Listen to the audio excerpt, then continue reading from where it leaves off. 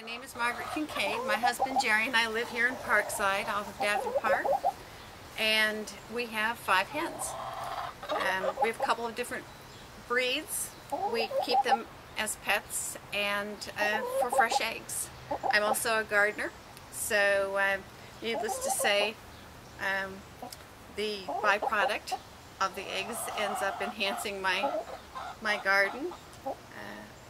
I was telling somebody earlier my childhood dream was to become a farmer, so I think I'm a frustrated farmer.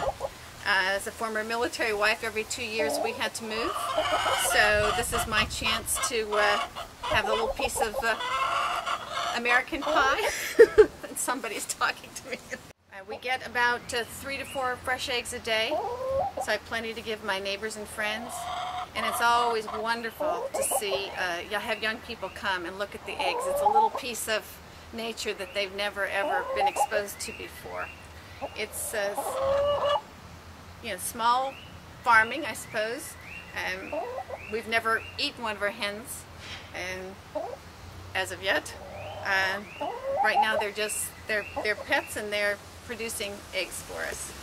So okay. We did have a hawk attack once where a hawk evidently had tried to lift one of my hens up off the ground, and she had claw marks in her back. So I rushed her to the veterinarian, and several $100s later, and stitches and antibiotics being given to a chicken orally twice a day made us very aware of the potential threat.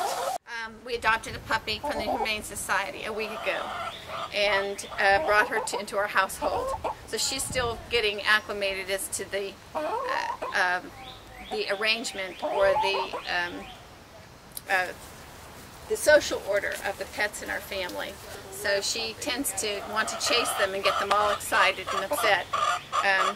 Hopefully she'll calm down and end up being one of the family. So right now the hens aren't really too sure what to make of her. But she's small. I think they think they can take her.